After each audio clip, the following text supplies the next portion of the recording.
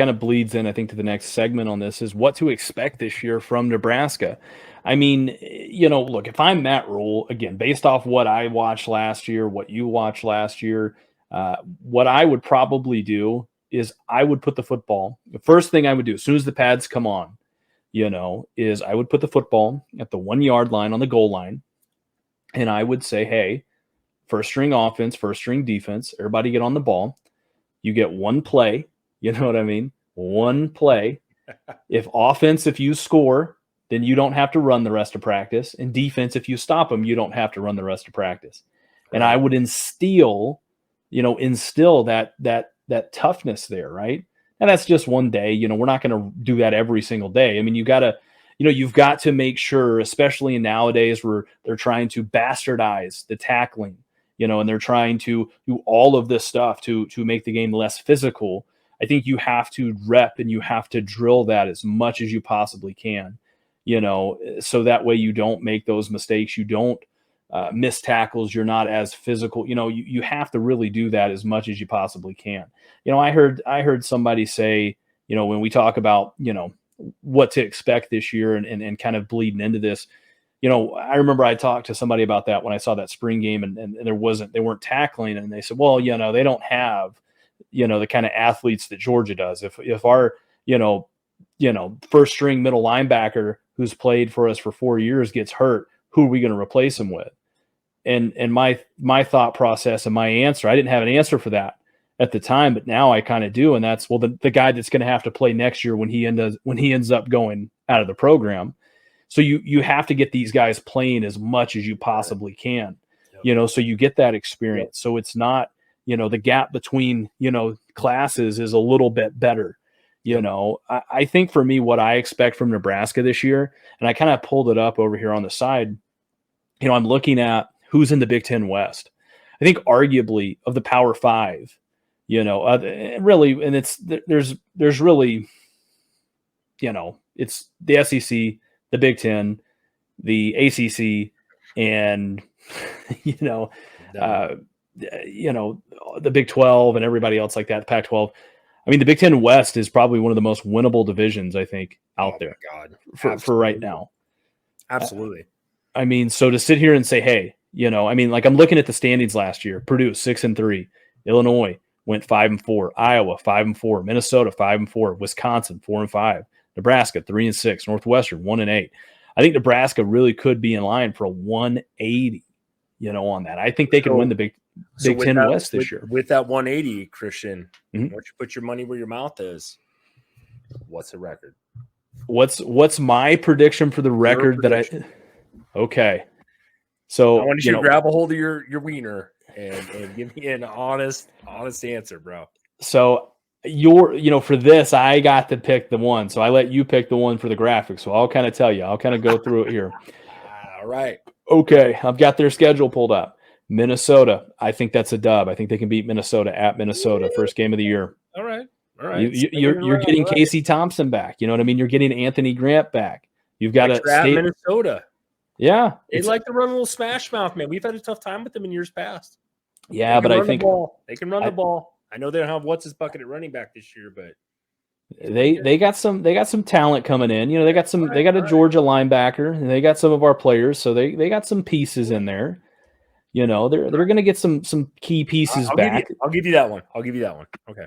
They do have to figure out, like you said, you brought up a good point. They're going to have to figure out defensive tackle. You can't play that bullshit soft Sharman fucking, oh my God, we got Alabama's fourth string defensive tackle. We're going to be really, really great because he was a 4-star in high school, and he gets washed off to the sideline like it's the fucking blind side, Yep. I mean, we can't do that. You have got to be able to take on double teams, get your backers in there and go blow fucking plays up.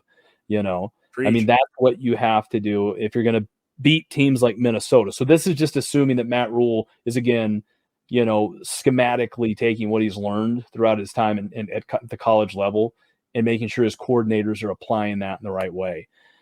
So I think they can beat Minnesota. I think Colorado, they've got some good players, and they've got Deion Sanders. That's an interesting game. It's at Colorado. That's the one we're going to disagree on. I think for me, This is what I think. I think Colorado's a couple years away from turning it around. Okay. I think they have a lot of good players, but you got to look at the roster, right? Like they've got a couple of, 5-star athletes there. They've got some really good players. And then the rest of them is the rest of the Colorado team that was there. You know what I mean? Some Jackson State players too. So I'm gonna interject on this. Every team you bring up, I 100% agree.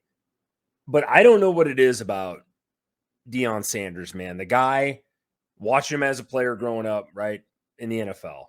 That guy wins wherever the fuck he's at, man. And I know he's arrogant. A lot of people don't like him. And I'm not saying he's the world's best freaking college coach because he's very out there, right? And he is he truly believes in himself.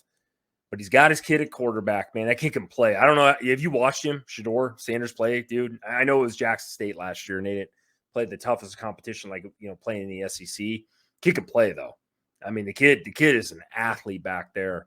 We struggle tremendously with athletes at quarterback on the defensive side of ball. Scares the shit out of me with that team because I'm like, and it's at Colorado. That's kind of I know, Nebraska at home anymore is pretty much a joke. Everybody comes in and pretty much whoops our ass anymore, it seems like. But that game to me is a coin flip because it's so early in the season. Colorado's going to have a lot of hype, right? I don't know who their first game is, right? But you know what I mean? That's the one where I could flip a coin and say those two teams at the end of the year are probably way different where they started the year. You see that a lot in college football. Like, 8 weeks later, a team is 100 times better than what they were and, 100 times worse. You know what I mean? Vice versa. So that one, I am very questionable. I will throw a question mark on that one. I honestly could flip a coin right now because I don't think Colorado, I know they sucked last year, but go ahead. Yeah, I was going to say, but let me ask you this, though. I mean, this kind of, and we'll definitely do another episode on this, but, the Arch Manning kid, right? I mean, he looked great, but he was at a level 3 high school. You know what I mean? I mean, I watched a game that he played in where a 3-star running back, I think, who committed to go play at like Iowa State, looked far better than him. I mean, that same running back picked him off when he was playing defense. You know what I mean? And he's supposed to be the number 1 player in his class. I mean, my question is, I'm going to throw it back to you on this at the Colorado. This is the battle for Colorado right here, by the way. I mean, this is the I-80 battle of the boys, Yeah. Well, my question is, you rather have Casey Thompson or Shedeur Sanders as your quarterback? Who would you, if you look at it from a quarterback standpoint, whether it be arm, athletics, whatever, who would you rather have? Shedeur Sanders. I mean, I know you're packing that mini Pringles can over there, but look, man, I am telling you right now, and I hate Colorado. Like, that's the one team I wish the worst upon, right? Every year as a true college football, I fucking hate them. That team, though, and Deion Sanders and just everything I've ever seen that guy do, people gravitate towards him, man, obviously, because he's an NFL superstar. He's a Hall of Famer. He's probably the best corner to ever play the game. Just, man, that guy wins, man. I know people don't like it, but like, it scares me that it's so early in the season and it's on the road. Matt Rule's a new coach too. And I know you just threw up the Casey Thompson, Shedeur Sanders. Yeah, Casey Thompson has all the experience in the world, bro. Absolutely. The guy's like a 5th-year senior, I believe. I'm just worried, man. But if you want to ask me who's a better quarterback, man, right now, that kid's an athlete back. I think you did a little film study there, Christian. I think you're hating on a kid from Jackson State, but no, you're right though. You have some really good points bringing him up. He is a 5-star recruit. He's obviously some of that has to do with his last name, but that kid to me, man, I'm just worried a little bit because Nebraska against fucking athletic quarterbacks, they get destroyed, dude. And I just haven't seen the turnaround. If it would be different if I saw, hey, Nebraska can actually stop somebody that can run the ball from the quarterback position, then I would have a little more faith. And I know I should give Matt Rule more faith. This kind of ties into him too. So I'm a little skeptical on this whole thing, man. So, but I hope you're right, dude. I can't believe I just said that Colorado might be Nebraska. That like actually bothers me to even say it. So, I might actually eat my words here. While you were talking, I went back and I looked at him, for 24/7. Yeah. He was a 4-star recruit. Shedeur Sanders was. So, I mean, he's not a scrub. I'm not going to sit here and say he's a scrub. I wasn't trying to imply that. I just meant when you look at, and I think it has to be mentioned, he hasn't, he hasn't really played anybody yet. I mean, yes, Agreed. so it's hard to really gauge that. And again, it's, I think even Dion said this, is he's got to build the line. He's got to build an offensive line there, and he's got to build a defensive line. He even said it, I think, when he was talking about, trying to take on Saban, and that is, he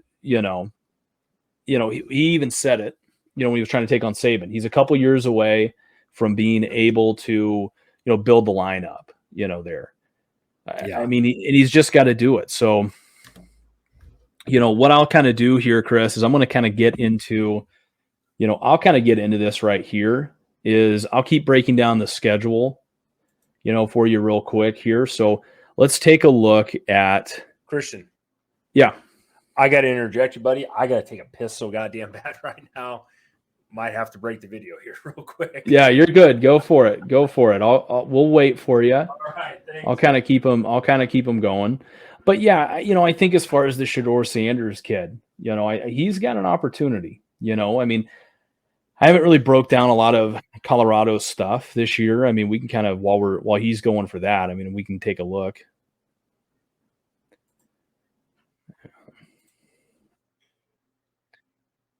Oh man, they open their season off at TCU.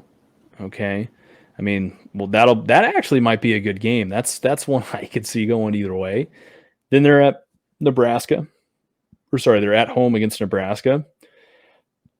That could be a winnable game for them. They go play Colorado State. Then they're going to play at Oregon, USC, at Arizona State, Stanford, at UCLA, Oregon State, Arizona, at Washington State, and then at Utah. Man, that is a hell of a schedule right there. And I know, if they can win, if they can win 5-6 games this next year, I would be pretty impressed. I really, really would if they could eke that out. I mean, that'd be impressive. Chris, while you were gone, I pulled it up. I was talking about, Colorado and their schedule. They have got a doozy of a schedule. Have you seen their schedule? I'm pulling it up right now. Let's take a look here. Looks like Utah. No, sorry, TCU, Nebraska, Colorado State, Oregon, USC. Yeah. Wow. Okay. But yeah, go ahead. Sorry. So getting back into it, I think those are still winnable games for Nebraska when you look at what they've got from a talent standpoint. Yep. And who they're going to be playing, and if Matt Rule can kind of jump in and kind of do everything. Let's say they beat Minnesota and Colorado, okay? Let's say that they do. Then you go on to what is that? Northern Illinois, NIU, they play NIU, so that should be a win for them too. Yep. Louisiana Tech. So you've got a realistic shot at starting off 4-0. Agreed. Then you play Michigan. Now you get Michigan at home.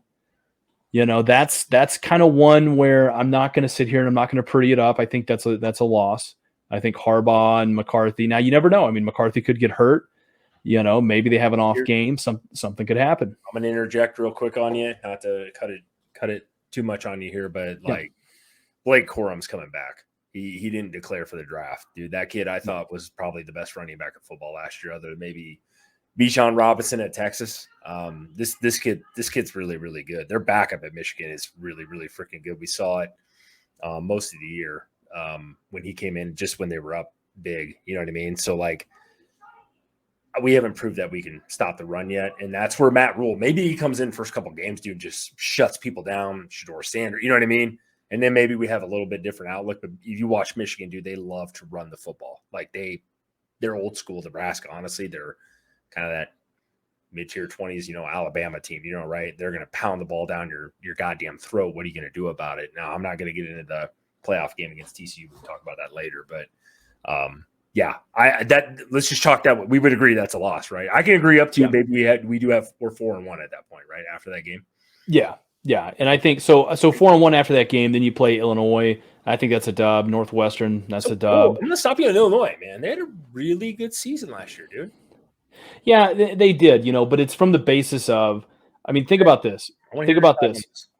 Yeah, think about it from this standpoint. I'm giving them the W because of just having a competent guy running their program. I mean, you look at from a roster standpoint, what Nebraska's been able to do and where the rest of the Big Ten West has been at. Nebraska, I think, has out-recruited a lot of those teams in the Big Ten West. And it's just the incompetence at the top there. I think you get the right guy in Matt Rule, right, which you believe he is. I think these are all games that you should be able to win with a proper off-season, training program. I mean, they bring in a couple of 5-star athletes on both sides of the ball at linebacker and at tight end, which are two pivotal positions. And then I think they also had a good, recruiting class. Now, with that being said, I think that, so now you're 5-1, 6-1. Purdue, they're getting that kid, I think, the Hudson Card from Texas. He's coming over to Purdue. That could be a tough one. Again, I'm just going to chalk us fucking tough, though, bro. Yeah. They do for some reason.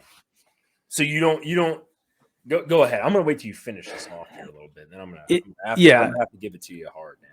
Yeah, I think, here, let's do this. Let's, here, let me get through it, and then I'll kick it back to you, and we'll pull your graphic up, and we'll see what you got. As much as I can throughout this. Yeah. Well, hey, listen, I'm cool-headed here. I'm 190 pounds of fucking determination. Yeah, you are you're a fucking monster, bro. I wouldn't touch you, dude. No, but so I think the Purdue game could be a toss-up.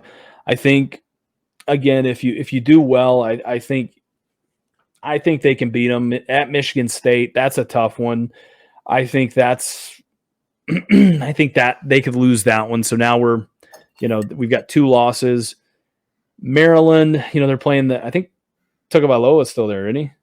He is. Yeah, so that if he stays healthy, that could be an interesting one. But again, looking at this schedule and who they should be able to beat and where I'm going to kind of go with it, at Wisconsin and Iowa, I'll split that. So we'll go, that's 3 losses. I mean, I'd say worst case, you're looking at a 4-loss team. I'd say best case, you're looking at probably a 2 or 3 loss team there. So give me your record. I want it now. We're going to put this down as like a water bet type of thing here.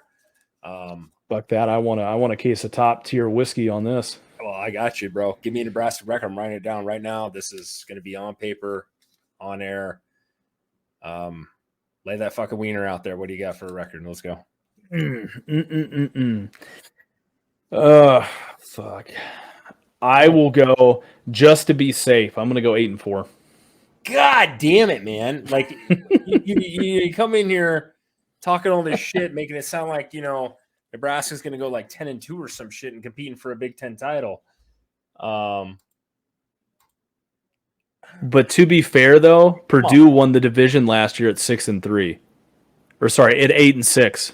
Should I say? Get it, but you're not going to see that again this year. I think you will, respectfully, because of the turnover in that division.